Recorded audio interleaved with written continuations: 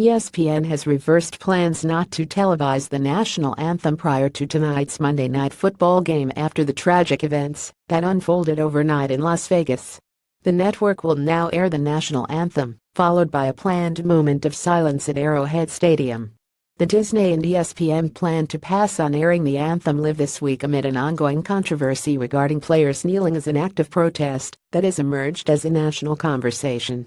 The Sporting News first reported the network's plans to skip the anthem before the Washington Redskins visit the Kansas City Chiefs this evening. However, ESPN's plans changed again after a gunman opened fire at the Route 91 Harvest Music Festival, killing at least 58 people and sending more than 400 others to hospitals in the deadliest mass shooting in modern United States history.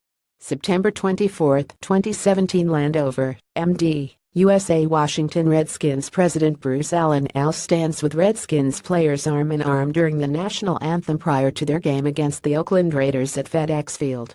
Mandatory credit Jeff Bercuse at Today Sports 10,305,314 USA Today Sports. ESPN carried the anthem in past seasons, but its production team decided not to air it this season, with the intention of devoting more pre-kickoff airtime to discussing key Monday Night Football matchups and storylines.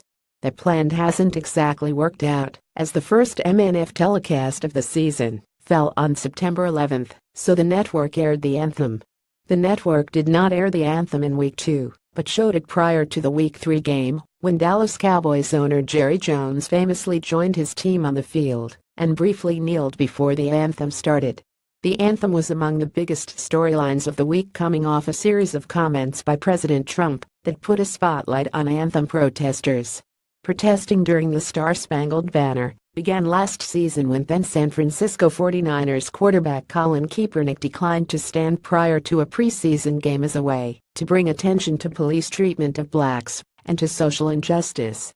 Kaepernick is now out of the league, and many feel that his controversial protest is the reason why he can't find employment. On September 22 at a rally in Alabama, President Trump called for NFL owners to fire players who engaged in such a protest.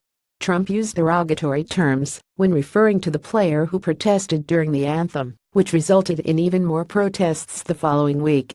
Jugadores de los Ravens de Baltimore, entre ellos el retirado linebacker Ray Lewis, segunda a la derecha Seattle durante la INTDRPRDTACIA superscript 3 and el himno nacional previo al partido contra los Jaguars de Jacksonville en Londres, el domingo 24 de septiembre de 2017.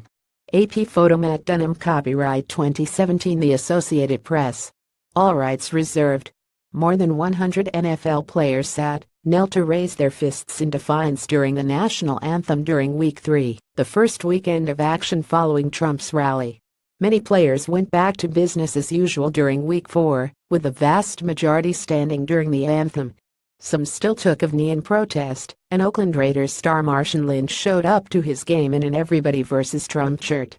MNF producer Jay Rothman explained that the network wouldn't show the anthem live during a preseason conference call with reporters, but so far, that plan has been scrapped in all but 1 week.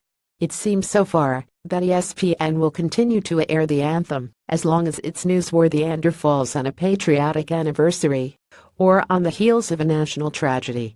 ESPN is currently unsure about plans to show the anthem during Week 5.